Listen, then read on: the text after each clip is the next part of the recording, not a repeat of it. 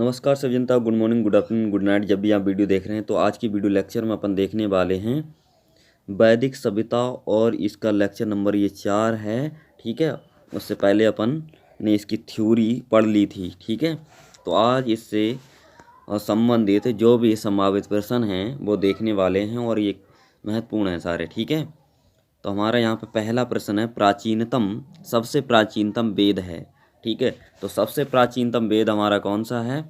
ऋग्वेद। ठीक है, तो इसका जो ऑप्शन ए है बिल्कुल करेक्ट आंसर है। उसके बाद देखते हैं हम प्रश्न संख्या 2, जिसमें दिया है किस ग्रंथ में गायत्री मंत्र की रचना मूलतः की गई है।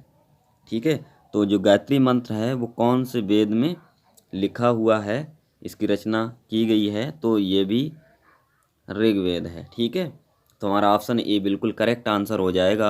उसके बाद देखते हैं हमारा जो प्रश्न है 3 है। ठीक है, ऋग्वेद में उल्लेखित नदियों में सर्वाधिक पवित्र नदी कौन सी है, यानी कि सबसे ज़्यादा पवित्र नदी कौन सी है जिसका उल्लेख हमें ऋग्वेद में मिलता है।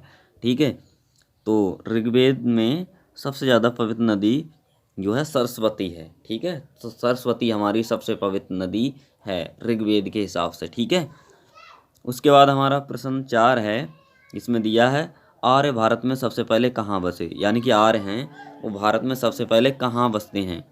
तो आर्य भारत में सबसे पहले जो हैं सप्त संद प्रदेश में बसे हैं। इसका जो ए ऑप्शन है बिल्कुल करेक्ट है। ठीक है, उसके बाद हमारा प्रश्न जो है 5 है, जिसमें दिया है उत्तर वैदिक युग में इनमें से कौन से प्रमुख आर्य जनजाति नहीं है। ठीक है, कौन सी प्रमुख आर्य जनजाति नहीं है, तो आर्य जनजाति हमें बताना जो नहीं हो। ठीक है, तो इसमें से जो ऑप्शन ए है भरत, ये आर्य जनजाति नहीं है। बाकी ये तीनों दिख रही हैं ना, ये आर्य जनजाति हैं। ठीक है, उसके बाद हमारा प्रश्न है 6, इसमें दिया है किस वेद को आंशिक रूप से गद्य में लिखा गया है। ठीक है, तो अथर्ववेद जो है उससे मूल रूप से या आंशिक रूप से गद्य में लिखा गया, इसकी रचना जो है गद्य में की गई है। ठीक है, अब देखते हैं हमारा प्रश्न 7 है। ठीक है, इसमें दिया है 10 राग क्या था, इसमें हमारा जो ऑप्शन सी होगा 10 राजाओं का संग्राम। ठीक है, ये 10 राजाओं के संग्राम से संबंधित था 10 राज। अब देखते हैं हमारा जो प्रश्न है वो 8 है।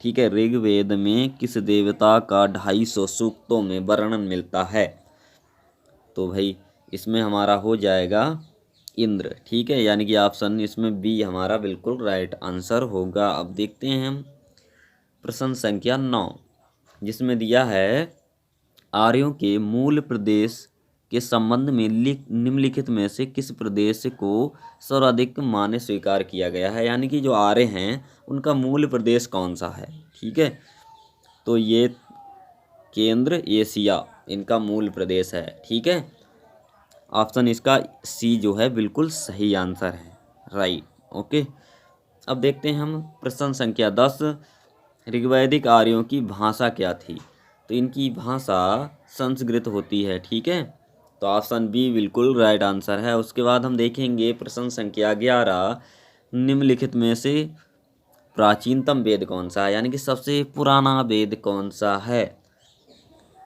ठीक है, तो सबसे पुराना वेद जो है ऋग्वेद है। ठीक है, इसका ऑप्शन हमारा ए वाला बिल्कुल सही हो जाएगा। उसके बाद हमारा है प्रश्न संख्या 12, जिसमें दिया है ऋग्वेद काल में विनिमय के माध्यम में किसका प्रयोग किया जाता है, तो इसका हमारा सही आंसर जो है ये हो जाएगा डी ऑप्शन, गाय। विनिमय, विनिमय का मतलब होता है वस्तु विनिमय, आदान प्रदान के द्वारा व्यापार। ठीक है, उसके बाद हमारा प्रश्न जो है 13 है। ठीक है, प्रश्न 13 में दिया हुआ है निम्नलिखित में से किस वेद की रचना गद्य और पद दोनों में की गई है, तो यानी कि वो कौन सा वेद है जिसकी रचना हमें दोनों में मिलती है, तो ऑप्शन हमारे ऋग्वेद है, सामवेद, यजुर्वेद और अर्थवेद है। ठीक है, तो इसमें से हमें बताना है। ठीक है, तो दोनों में हमें रचना मिलती है, तो वो है हमारा ऑप्शन सी। ठीक है, यजुर्वेद। ठीक, जिसकी रचना गद्य पद दोनों में की गई है। ठीक है। उसके बाद हमारा प्रश्न जो है 14, राजनीतिक संस्था कौन सी है, यानी कि ऋग्वैदिक काल की सबसे प्राचीन और जो राजनीतिक संस्था है वो कौन सी है। ठीक है, तो ये है हमारा ऑप्शन ए सही हो जाएगा, इसमें सवा है। ठीक है। उसके बाद देखेंगे प्रश्न संख्या 15, उत्तर वैदिक काल का सर्वाधिक महत्वपूर्ण देवता था। तो इनमें से सर्वाधिक महत्वपूर्ण देवता जो है हो जाएगा हमारा प्रजापति। इसका ऑप्शन जो है सी सही हो जाएगा। ठीक है। उसके बाद देखते हैं प्रश्न संख्या 16, उत्तर वैदिक कालीन लोगों ने किस धातु की खोज की। ठीक है, तो उत्तर वैदिक जो लोग थे उन्होंने लोहा की खोज की। ठीक है, तो ऑप्शन इसमें हमारा ए बिल्कुल सही हो जाएगा। उसके बाद हमारा प्रश्न जो है 17 है, जिसमें दिया हुआ है निम्नलिखित में से कौन सम्मिलित नहीं है। नदियां दी हैं, प्राचीन नदियां और आधुनिक नदियों के नाम हैं। ठीक है, तो हमें बताना है सम्मिलित कौन नहीं है। ठीक है, तो जो हमारा इसमें ये वाला सम्मिलित नहीं है, कुंभा और सुवास्तु। ठीक है, और ऊपर वाले ये तीनों सम्मिलित हैं ये वाले। ठीक है, तो आई होप आपको ये वीडियो पसंद आया होगा। पसंद आया तो लाइक करें और अपने सभी दोस्तों को शेयर करना बिल्कुल ना भूलें। चैनल पर फर्स्ट टाइम विजिट कर रहे हैं तो रेड कलर के बटन को दबा करके सब्सक्राइब जरूर कर लें। Thanks watching for video.